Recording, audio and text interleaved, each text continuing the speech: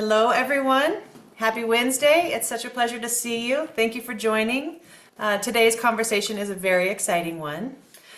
Since we are right at 1 o'clock, I'll get us rolling so we stay on time. And hello and welcome to our February YVSC community meeting. I'm Michelle Stewart, Executive Director of Yampa Valley Sustainability Council, and it's my pleasure to convene today's meeting and exciting conversation. As many of you know, YVSC was established as a nonprofit in 2009, and we are guided by the mission to serve as a leader, resource, and catalyst for building a sustainable and resilient Yampa Valley region. These topic-focused monthly community meetings are designed to convene leaders, program partners, and community members for presentations and discussions on key issues and initiatives so that we can learn together, ask questions, connect, and find ways to meaningfully contribute to the sustainable and resilient future we need. Today, we have the great pleasure of having Jayla Poppleton joining us as our featured speaker. Jayla is YVSC's new Resilient Water and Watersheds Director, and she joins YVSC and our Valley at a time when water change in the West is a key marker of climate change in the West. We are already seeing and experiencing a broad range of climate change impacts throughout our basin, ranging from drying soils, earlier spring runoff, and the suite of ecosystem changes that accompany the aridification of the West, including reduced forest regeneration rates, heat stress on trees, and much more. We at YVSC couldn't be more thrilled to have a leader like Jayla joining our team at this pivotal time and need for investments in resilience. Before I introduce Jayla, I'll quickly review the structure of today's meeting. Jayla will speak for the first 20 minutes or so and provide us with insight into her background and the relevant experiences that she brings into the service of her work here in the Valley. And then she's going to tip her cards to us and give some of her insights and what's making her excited about her work in the Valley, and what she sees as unique opportunities to explore as she finds her footing here. We will have a Q&A following Jayla's presentation, and we do invite attendees to please ask questions. We've let Jayla know that this is a very warm and welcoming conversation, and just see this as hopefully the first of many connections that you'll make with Jayla. If you would like to personally ask your question during the Q&A, please put your hand up. You can also just put your name in the chat, and then if you would like me to ask the question, you can just type it into the chat and I'll ask it. It's really a friendly discussion, so please do feel invited and welcome to post questions. Please do remember to mute your microphones when you're not speaking, and at this time I will formally introduce Jayla so you guys have a sense of who we get to meet today. Jayla Poppleton began as YVSC's Resilient Water and Watersheds Director in January 2025. Jayla is a nonprofit leader with 18 years of experience in the Colorado water sector and 8 years in executive leadership. She is passionate about natural resource protection, civic engagement, and smart, effective policy. With a strong foundation in communications and partnerships, she excels at driving programmatic success through collaboration, strategic vision, and a commitment to equity, diversity, and inclusion.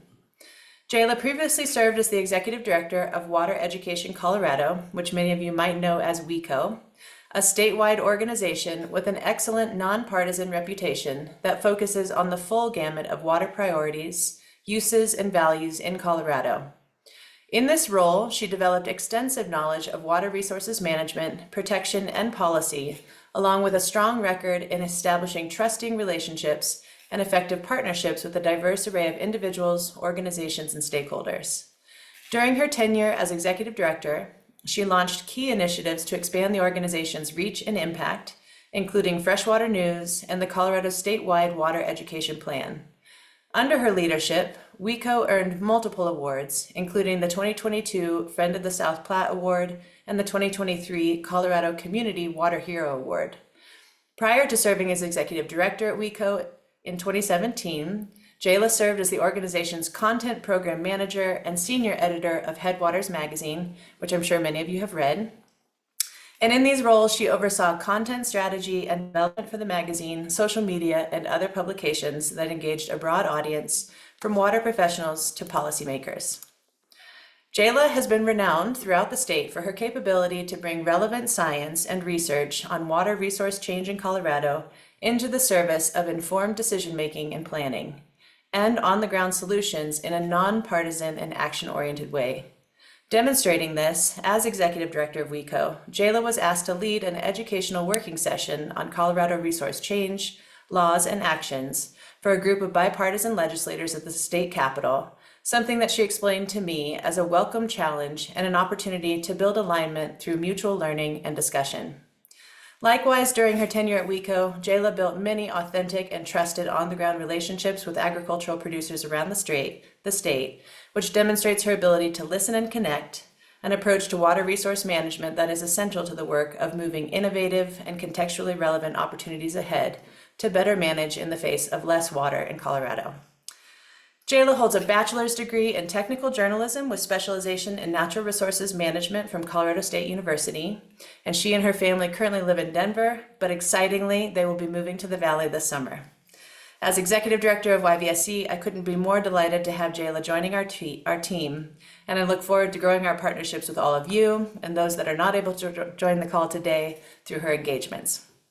So at this time, it is my great pleasure to turn the floor over to you, Jayla, and extend a warm welcome to you to YVSC in the Valley.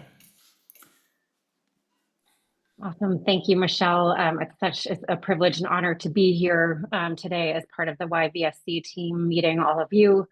I see a lot of names that I know, which is exciting, and many that I don't. So I really look forward to getting to know those who I haven't met in the past and to working with those who I have known in a new, more deliberate and close, structured way. There's always that risk in hearing someone talk about your formal bio like that of overselling yourself. So I just want to make this really conversational and helping you all get to know me. And then I, as Michelle noted, really want to open it up to all of you to ask the questions about things that you're interested in and to share your perspectives about things that you're working on and priorities that you see for me as I get started in this role. As Michelle noted, I'm just 1 month in, so still really getting my feet under me and learning about our organization, our programs, their history, all the funding sources, where and how we partner with many of your organizations, and it's really exciting to see all of those interconnections and just the interrelated ways that we work together. I thought that I'd start out by just sharing a little bit more personally about my background. Who am I? As you're getting to know me. So you heard a lot of that kind of more formal background from Michelle. But as she mentioned, I'm coming out of a long tenure at an organization called Water Education Colorado. I hope that many of you are familiar with WECO and using it as a resource. It really is meant to be a statewide resource for informing and engaging the Colorado community that's invested in water resources and water resources management and protection, and providing the science and the policy and updates on how things are changing and where things are at risk and what strategies and approaches people are using across the state to address those challenges, so we can all be continuing to move the needle, learning from each other as we experiment with and apply solutions. So I was the executive director at Water Education Colorado for 8 years. That was really a great privilege and honor. I got to work with so many people across the state and to really learn about a really diverse array of work. During that time, I was able to work with our board, which is also a statewide board, including there was always a representative from this region. And most recently, many of you know Kelly Romero-Heaney. She had been serving on the board, but working with them to expand our leadership development programming. So Water Education Colorado has the Water Leaders Program, and some leaders from this region have been through that program as well, which is really about empowering and equipping leaders to be more effective in advancing their projects, supporting their teams, working collaboratively. A huge emphasis we had placed on fostering collaborative approaches. But that program was really intended to, help fill the gaps for leadership, that without smart, strong, and effective leadership, we can't be effective in solving our challenges. So expanding that programming was something that I was proud to have accomplished during my time there. And then, as Michelle noted, launching the Freshwater News Initiative. Hopefully that's something that you all have encountered as well. Freshwater News provides statewide reporting about water issues, developments. It's a weekly news report that comes out and can be delivered to you straight to your inbox for free. So something to consider subscribing to if you haven't already. And toward the end of my tenure there, we launched that in 2018. We engaged in a partnership, a pilot partnership that now is over a year old with the Colorado Sun in order to provide that reporting collaboratively, working with one of their reporters along with our journalist, and then to reach a broader audience of subscribers. So that was really exciting. And then the last thing I'll note from my time there, really expanding our training and education to elected officials, just understanding that without that exposure to, the people who are the practitioners in the field, to the science, our elected officials have so many issues that they're facing and grappling with. And so we're really working to elevate water on their radar and to make sure that they knew where they could turn to find trustworthy, reliable, relevant resources that could help inform their work. And so that's something that I hope to carry with me into my role here at YVSC is really, for one, pointing people in this region who could benefit from some of Water Education Colorado's programs to them, but also, supporting our team and being one of those local provisioners of information that's valuable as those officials engage in their really critical roles. As Michelle also noted, prior to 2017, when I took the helm at Water Education Colorado, I had been serving in a role where I was really doing the reporting and the editing for our content programs. And so in that capacity, I was the editor for Headwaters Magazine. And again, hopefully that's a resource that you all have encountered and read. It really covers the gamut in science and policy education on water issues that are across all sectors and user groups and regulatory functions. And so just, as a journalist, which is really my background is in technical journalism and natural resources management, I got to learn, through doing the reporting and talking to the experts and talking to the regulators and talking to the elected officials about all of these issues. And it just really gave me a broad scope, a background and a wide connection with peers in the field, with those state officials and with the experts. So that's what I'm bringing to this position. But I have a lot to learn about, local and regional issues more specifically here. And that's where, again, I really want to understand from you all those concerns and of course from the team here at YVSC. And I've been asking a lot of questions and will continue to do so. So why am I here? What brought me here and led me to transition out of that role? And I think you all, being by the nature of being in this room here today and being a supporter and partner of YVSC, are like-minded on this, but just addressing climate issues, I think, is the number one issue of our time when it comes to our natural environment and the resources that we rely on to sustain us. And so I really felt, a strong desire to get more actively engaged in applying my knowledge and leadership and those partnerships to solutions. I'm inspired by the climate action mission of YVSC on both fronts that we focus on decarbonization and resilience. And then I also am joining a really passionate and engaged, committed team led by Michelle that is really thinking strategically around solutions and how the work that we do locally not only benefits this region, but connects to back to those state level efforts. So that excites me. I also love this region. My connection here dates back to 1989 when I got to come out here on my first ski trip. I grew up in the Midwest. I'm from a suburb of Chicago. I had a dad who liked to ski. And I was really fortunate that that we came out to Colorado almost once a year, starting around when I was age 10. And so that steamboat trip stands out as a highlight in my memory. And then I've been living in Colorado for the past 25 years, in Denver for 19 years. And my family loves to come here to recreate and to play in the outdoors. So really just getting closer to those opportunities and a place that we love was motivating.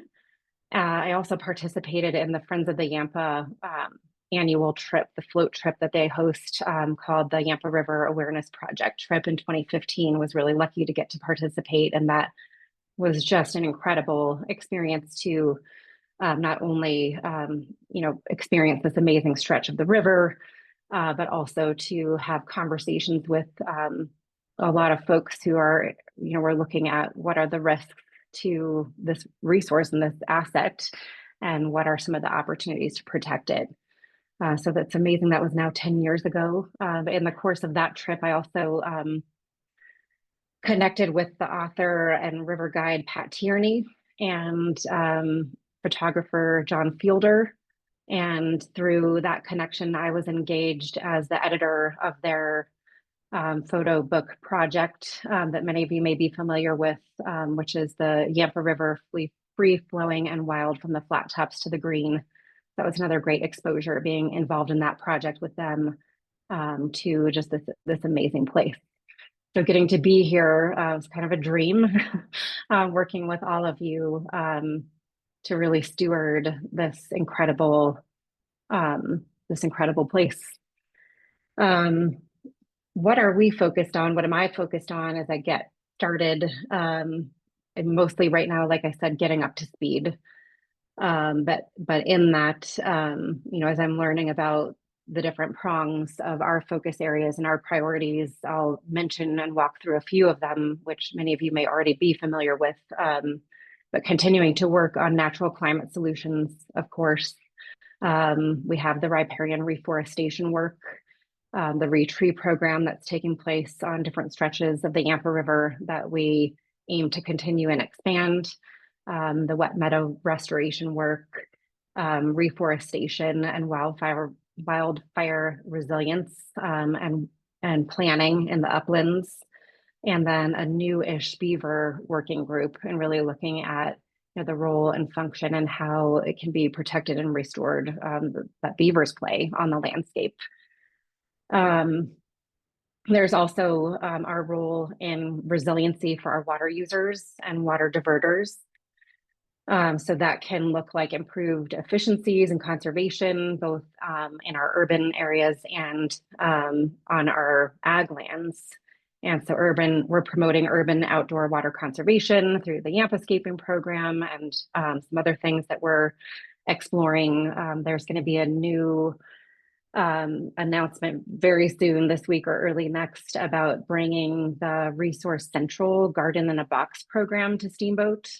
So that's a residential program that encourages homeowners to utilize water-wise landscaping and potentially replace sections of turf with these kind of pre-designed garden kits that come with like planting maps, and they're already all approved low water use, Yampascaping friendly plants. You can also get some that are geared toward specifically high altitude regions, or that contain purely native plants, if that's of interest. So we'll be announcing that and sending people to that resource very soon. So keep an eye out for that if it's something that's of interest to you.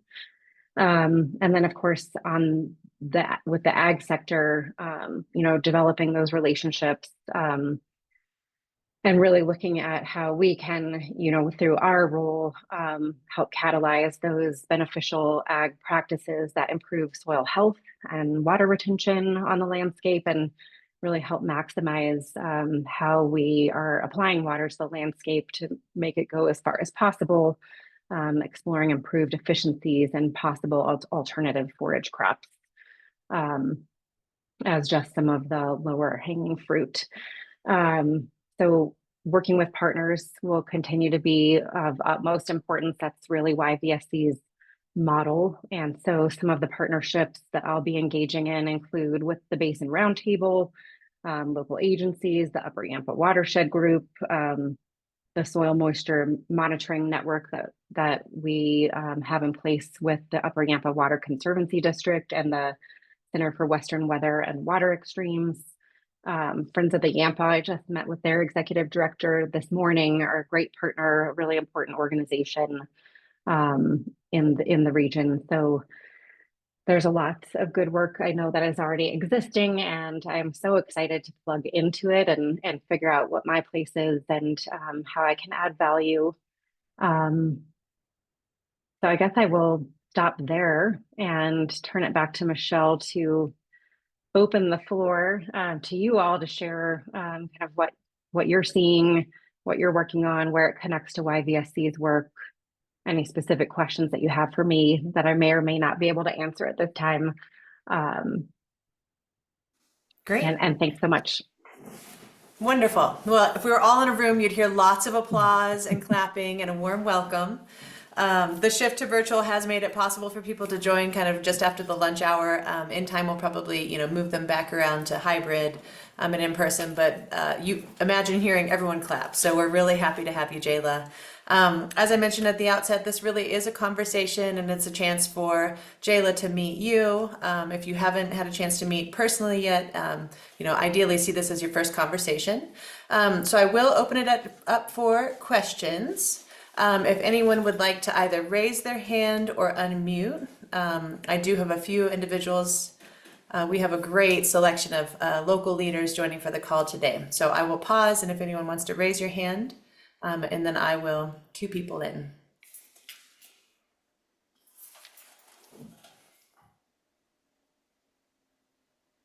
Okay, Jenny. So Jenny Fritzen, please, I think if you and Jayla haven't met yet, then introduce yourself, and then introduce yourself because we do have some new attendees on the call today. And then your comment or question. Thanks for... Well, first of all, so I'm Jenny Fritzen, the Environmental Program Manager for Friends of the Yampa. Happy to be here representing our organization to welcome Jayla. I think everyone is so excited for YVSC's newest edition, so welcome. And from Friends of the Yampa, we are curious, what area are you most excited to learn more about in the realm of rivers? Is there some aspect of it that just really has sparked your curiosity and you're love to dive into in the coming months? Yeah, thanks for that question, Jenny. I think, in reviewing some of the different planning documents that, the various organizations that we partner with and that I've mentioned have already, identified priorities around the river corridor and the riparian revegetation work. And since it's something that we are already engaged in, I think learning more about how we can be most strategic in our approach for, where we focus, how we're identifying the sites, how monitoring that work and really measuring its effectiveness and improving that monitoring, making sure that we're implementing best practices and fostering best practices as that work is applied. I think that it dovetails with so many of the priorities that the roundtable identified in its basin implementation plan that were identified through the integrated water resources management plan. And then of course, that are already a priority area for YVSC and the Yampa River Collaborative and YSTU work. So it connects with so many things. I think learning more about that and just how we can be most strategic in our approach and with the partnerships in really making that as beneficial as possible is a number one priority for me. That's great. Thank you so much for the question, Jenny, and for all you do at Friends of the Yampa. We appreciate the partnership. Next, we have Ben Cavera. Ben, if you could introduce yourself and then ask a question or comment. Yeah, happy to. Hey, Jayla, it's such a pleasure to have you joining us in the Valley. I'm the Sustainability Coordinator for Steamboat Resort for the ski area. We at the resort do a lot of work looking at our snowmaking efficiency and really trying to make sure that we're using the water that we are provided to the maximum effect. And so I'm really just curious, what you see, uh, your opinions on the use of water for that purpose, and just kind of how you can see the resort kind of fitting into what you do, and being a valuable partner for you throughout this process. Oh, that's awesome. Thanks, Ben, for the question and for introducing yourself. Really nice to meet you. Gosh, I wouldn't say that I'm an expert on how you operate your snowmaking operations. Of course. I think a benefit of snowmaking is, that it's considered a non-consumptive use because it's still snow on the landscape that is ultimately going to run off and feed the river.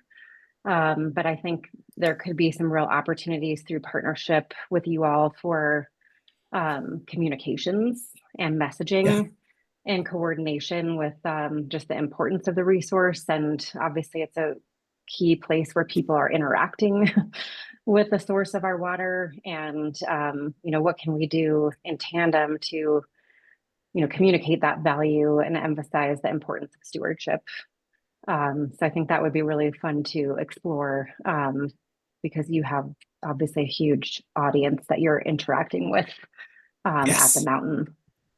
Yeah, we would love to be able to work with you also to try and communicate just how, high quality the water is here, the potability of our water as well. I think that's something that we've discussed. So that's certainly something we'd love to engage with you on.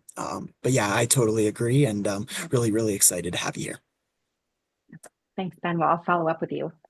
Great, thank you. Great. And I've had a couple of private chat questions about the publications that WECO was leading. And so, Jayla, if I could ask you to expand a little bit, maybe drawing from some of the stories that you told or kind of edited as you think about Headwaters or the other kind of public-facing communications.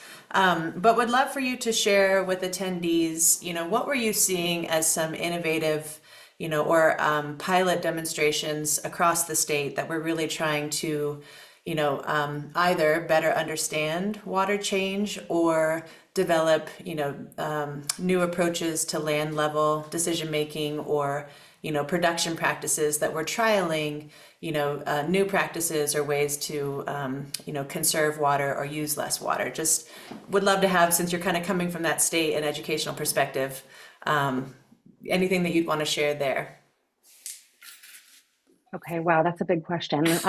Small one, just a small question. Yeah, it could be really wide ranging. I guess one thing that comes to mind, since we were just talking about snow, I think it was last spring, WECO focused its issue of Headwaters on snow as a resource and how we can better understand it, protect it, predict it, measure it, and all of those things. And so it relates to YVSC's work on the soil moisture monitoring network. And I think some conversations that are getting off the ground with something called the Airborne Snow Observatory, which is, there are flights that are conducted to use, I believe it's LiDAR technology from the air to map snowpack and fill in the gaps between existing SNOTEL stations, where then the SNOTEL stations are used to ground truth some of that data.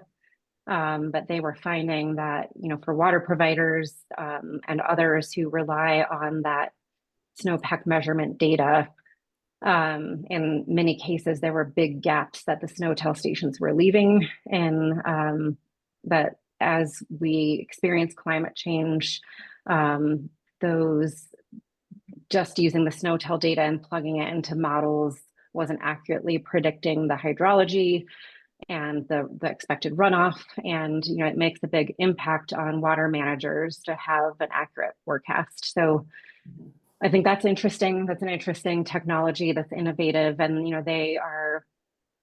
that group has been getting funding through a lot of different sources to expand the number of flights, because the flights themselves are expensive. So that's something. We've also focused issues in the past on wetlands and natural climate solutions. So a lot of the things that we're talking about of how do you actually restore river function in order to store more water higher in the watershed. And so then that gets back into some of that work to either protect and encourage beaver activity or to mimic beaver activity through structures that many of you may be familiar with, the beaver dam analogs and things like that. So that was an interesting issue to look at. What are those ways that we protect natural water storage higher in the watershed? And so it relates to YVSC's work on the wet meadow restoration that we're trying to expand, and also some of the riparian reforestation work. I think there's a lot of conversation around agriculture, and of course, because it's the biggest diverter of water from our watersheds, I think it's close to 85 to 90% of the water that's diverted out of our watersheds statewide is attributed to the agricultural sector. And so many conversations, end up circling back to that of just that could be the biggest opportunity to affect our relationship with water and water diversion, but at the same time, a really tricky one because it can be expensive to implement new technologies. Should agricultural producers bear that burden? What funding exists to support them? And here again, I'm not an ag expert, so I really don't want to speak out of turn, but it's something I'm really looking forward to partnering with those folks in the region that are, and in exploring those partnerships and like where are places that we can test more of this work. Or the Colorado Department of Agriculture has a soil health program, and so they're really working to also foster, as I mentioned, those solutions that benefit. It's a whole biome, right, that exists in the soil. And if we can protect and take care of it, it's spongier and it retains water, and it can just be beneficial all around. So I think there's a lot of opportunity there. And then, of course, at the municipal level, a lot of, I think, the most innovative communities, it's driven by necessity. The most water short communities are doing the most advanced work around water conservation. I always point to Castle Rock. They have been a community that developed on a non-renewable and sustainable groundwater supply. And so their strategies to address that as they grow are to, where they can, secure more surface water supply, but then to get uber efficient. And they're poised to implement direct potable reuse as one of the first communities in Colorado. And they have a ton of regulation in place around development in terms of turf and landscaping and water-wise landscapes. So I think there's some cool things that they're doing that we could explore. Is any of that applicable or realistic, or something that we could bring to the Yampa Valley? So yeah, there's so much. I was involved in my tenure with WECO in, I think it was 60 issues of our magazine, and every issue tackles a different topic. So I can't recall all the things, but I do encourage you to go back. All of those issues are archived on the WECO website. There's a lot there to dig into. That's great. Wonderful. Thank you for that great response. And many can see in the note that Sally Bocella, who is with Hickenlooper's office, she wrote and said that she was really excited to hear about those resources. And so I think, the work that WECO has done to really support bipartisan education, to understand water change, it's such an important foundation to really build collaborative approaches to address it in ways that really protect and sustain the people and the environments of Colorado. We do have, so Amber Pugalis, Executive Director with Community Ag Alliance, is here. So Amber, if you would like to introduce yourself, because I think there's several new people on the call today as well. And then if you would like to share any of the programs that Community Ag Alliance is leading. And certainly working closely with our agricultural producers is key to your mission.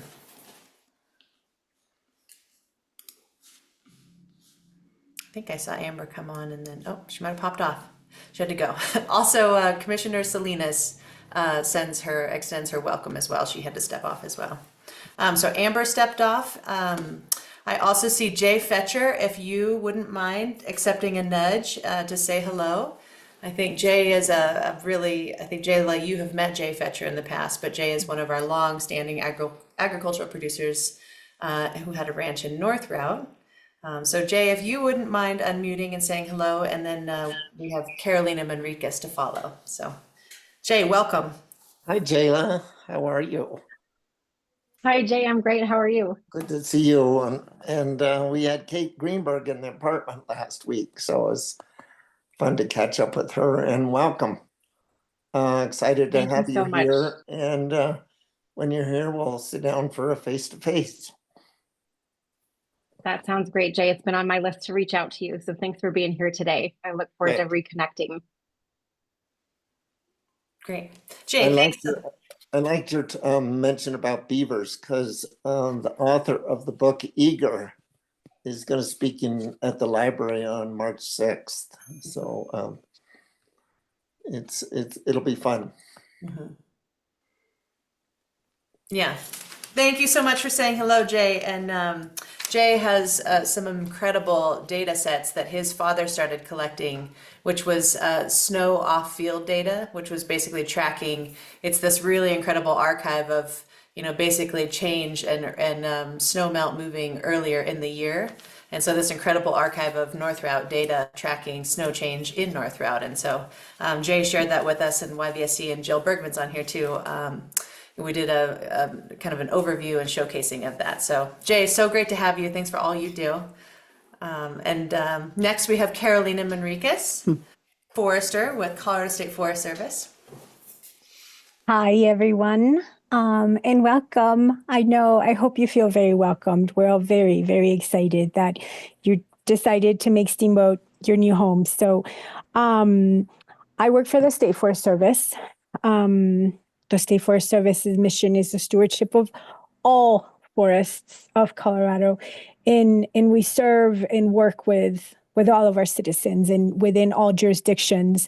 We're really focused currently on cross-boundary work in watersheds health, right? And so I'm really interested in where your organization can help us continue to shape that critical triangle between fire, water, and forest health, right? People at times don't see this really obvious connection of how it's all one, and whatever is happening to our forests affects water quality and quantity, affects fire, affects our rural economies, affects everything. It's the background to everything we know and everything we enjoy and everything we depend on. So welcome again. And I echo Jay's comments that we hope to see you in person again once you move here this coming summer, right? Is that I heard that was the plan.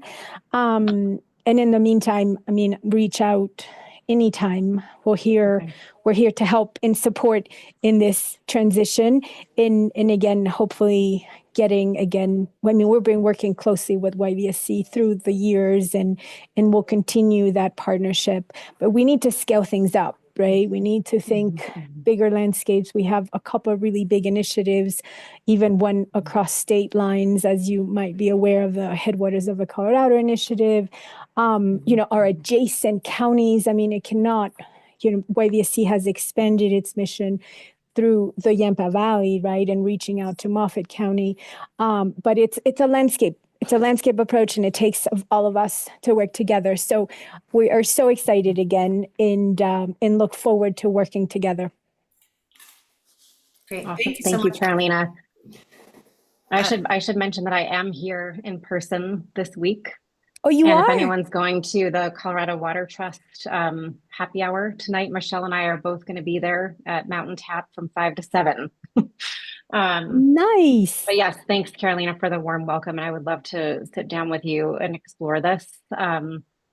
We have Tim Sullivan from our team who has had the role that I'm stepping into.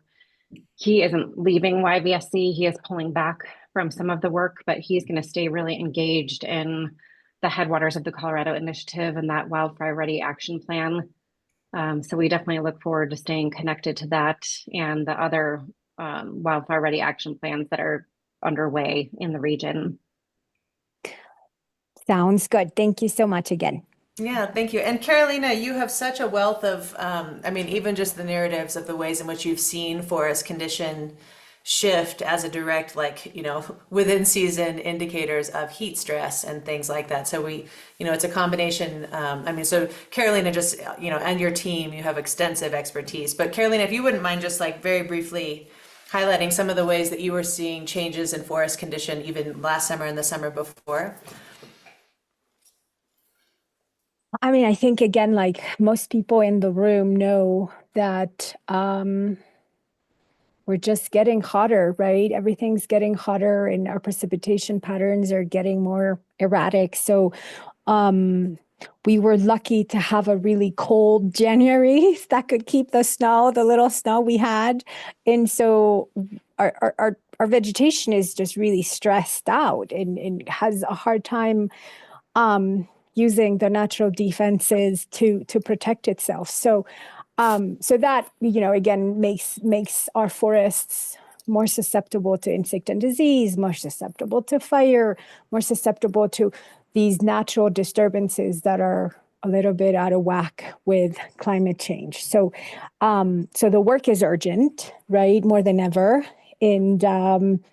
And it's just a matter of, taking a little walk outside. We're seeing a lot of subalpine fir decline throughout our landscape. We're seeing, aspen decline. The lack of fire in our systems is also noticed in our Gamble oak. I mean, you can see the oak declining and dying off in multiple places where we haven't seen fire in 80 to 100 years. And again, like thinking of fire as a positive contributor to the ecological renewal of our forests is another key message that we need to be incorporating in our outreach and engagement. Let's keep our fingers crossed for this, again, we keep getting these kind of single events, single storms that can make a huge difference. So let's keep our fingers crossed for this weekend. And again, thinking of our snowpack in a slow spring runoff so we can keep that water here for the benefit of everyone that needs it through the spring and summer. Wonderful. Thank you, Thank Carolina. you. And Of also, course, of Carolina course. is one of our founders, I would say, of Retree's successes. And so Carolina and Sarah Jones were kind of the ringleaders of that. And then the partnership with Colorado State Forest Service has been, over a decade running and just so impactful. So Carolina brings a lot of just capability and has done so much in the Valley. So thank you for your question, Carolina. Of course. Yeah. Thank you again. And I'll see you soon. Great. And building Bye-bye. on the HOC, we do have Matt Smith joining us today. So Matt is, I think, new to his position with the Headwaters of the Colorado, but Matt, it'd be great to have you introduced. And if you want to share a little bit about the HOC and any questions or comments that you'd like to share, but welcome. Thank you. I was happy to join today. Nice to meet you, Jayla, Michelle, and everybody else. Yeah, today marks day 3 on the job. Happy to be part of the initiative. To give a quick background of who I am and kind of what my role is. I was in Steamboat for 15 years prior to starting a master's program down in Gunnison, Colorado. Currently living in Nathrop between Salida and Buena Vista with intentions of being in Steamboat a lot more again. I'm finishing my master's this spring. I will be in Steamboat next week, and I'm hoping to meet and greet some folks up there either on Tuesday or Wednesday before we have our monthly meeting in Baggs, Wyoming on Thursday. But yeah, I'm just going to be the watershed manager and really look forward to collaborating with folks in and around Steamboat and in that 1.9 million acre watershed that encompasses the Little Snake, the Elk, Elk Head, and a bunch of other little tributaries. Really excited and interested to get water managed a lot better going into the future. Big changes coming in 2026. And yeah, so that's kind of just a hello and happy to be here and really excited to interact with you, Jayla, and anyone else with the YVSC. So yeah, thanks for having me. Great. Thanks for joining, Matt, and welcome, and congrats on day 3. So, and YVSC is working to support the HOC, so we'll definitely see you, and really appreciate you joining. Okay, does anyone else have any other questions or comments for Jayla? Yep, Paula Bear, would you like to? You're on mute, Paul.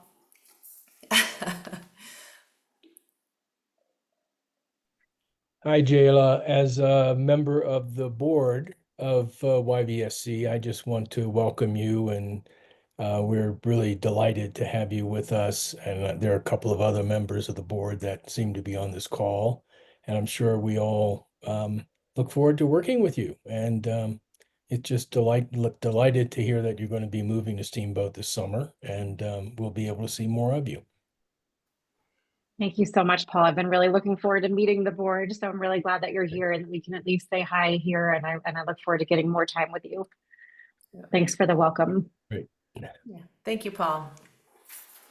Appreciate it. And we do have Andrea Forrester from the board, Sarah Lochran, Jennifer Holloway, and Terry Huffington from the board joining as well. So warm welcome. Yeah. And Eric, do you have a question, comment? Okay. Hi, Jayla. My name's Eric Portugal. I am a resident of Stagecoach here in Routt County. I'm currently on the board of directors for the Morrison Creek Water and Sanitation District, and I also am an active participant in the Climate Action Plan's Energy Working Group. And I guess what my concern is down here in Stagecoach, there's significant development planned. And in fact, one of the projects right now is being deliberated in with the county commissioners, and it's a significant development that drains directly into Little Morrison Creek and into the reservoir. And up until this point, it seems like there hasn't been enough study and there hasn't been science applied to the potential impacts to the reservoir before the development gets approval. And I was wondering if that is something that you could help us with, or you would be interested in working on. Time is kind of the essence, as the next hearing is scheduled for March 25th. And I'd be happy to fill you in with what I know if you have time. And let's welcome aboard. So Thanks. Oh, thank you so much, Eric. Yeah, and I have been out to see the new Morrison Creek treatment plant, which is congratulations on getting that done. And so very nice to meet you. I'd love to follow up, but I see Tim turned on his camera, and we've been having conversations about this because we're aware of the concern in the community. And so I want Tim to answer the question though, because I don't know enough yet about our role and how to answer your question. Yeah, Eric, thank you. We are in conversations with other concerned residents out there and discussions. I mean, one very important piece is that the county is getting very good advice from the QQ Committee of Northwest Cog, Tori Jarvis, who's as good an expert on protecting water quality. Northwest Cog has an interest in the regional health of our water quality. So I think it's important to rely a lot on those experts who the county has a relationship with. But they have some great suggestions that I know that county staff are considering, and we'll continue to look at them and see how we can assist. And as you've pointed out, obviously that one development is not the cause of impairment in the watershed, since it's already an impaired water body. So it is a challenging balance of how do we not put all the burden on just the new additions without thinking about what is currently causing water quality problems there. And I know the Upper Yampa Water Conservancy District has a very big interest in this, since it's their body of water, and how we continue as a collective. So I think from YVSC's perspective, we're very interested in the watershed approach to how we're dealing with water quality, which is hence the title, the word in Jayla's new title on watershed resilience. So again, I guess my caution would be, let's not put all the burden on just the new development while we aren't thinking about the broader discussions. And I see Emily has just come on and she can talk a bit more on how Upper Yampa is thinking about developing better science on what are the sources of some of the nutrient loading and how we deal with this in a holistic fashion going forward. But commit that YVSC is very interested in this and wants to be a partner to all the other groups that are thinking about this as well. I don't know, I didn't want to put you on the spot, Emily, but if you have something to add, that would be great. Yeah, if that's okay, I'm happy to jump in. Yeah, thanks. I think that's an important question. I think that water quality is top of mind for a lot of people in this basin, and especially here at the Upper Yampa District with Stagecoach Reservoir.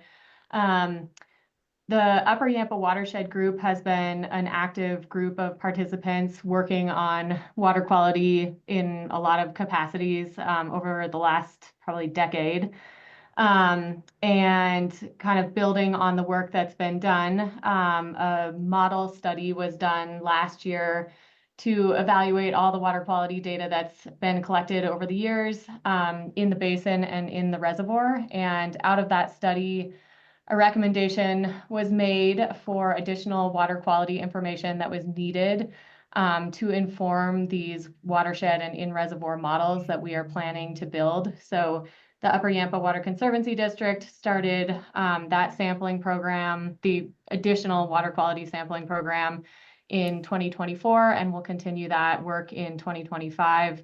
All of that data will kind of be brought together, and we anticipate starting the watershed model this year in the next month, hopefully. Once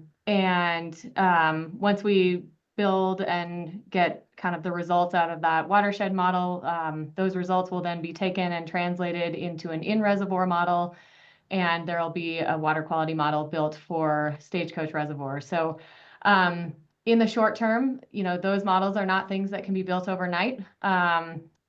So, in the short term, I think we're, as a district and as kind of the Upper Yampa Watershed Group, continuing to work towards things that can be done, but know that that is kind of a bigger effort that is underway and hopefully will be completed in the next 18 to 24 months. Great. Eric, thank you so much for the question and the concern. It's very important. As we know, we at YVSC really want to know when issues are salient to the public, and we want to be a partner to that, and we'll always, really employ a collaborative approach to bring together people that are thinking about issues so we can pool our insights and pool our capabilities as well. Emily, while you're unmuted, to make you unmute again, if you could kindly introduce yourself to Jayla as well. And I just really thank you, Eric, for your question and the conversation. Yeah, absolutely. Hi, Jayla. We know each other from water leaders and other things, but Emily Lowell, I'm the district engineer with the Upper Yampa Water Conservancy District. And yeah, Eric, thanks for the question. Tim's been part of that Upper Yampa Watershed Group, and I'm sure several others on here. But yeah, water quality is top of mind for us. So Jayla, we're excited to have you and look forward to working with you. Great. Thank you, Emily. I'm really excited also. Great. That's a great discussion. Is there anyone else that would like to say anything? Please unmute.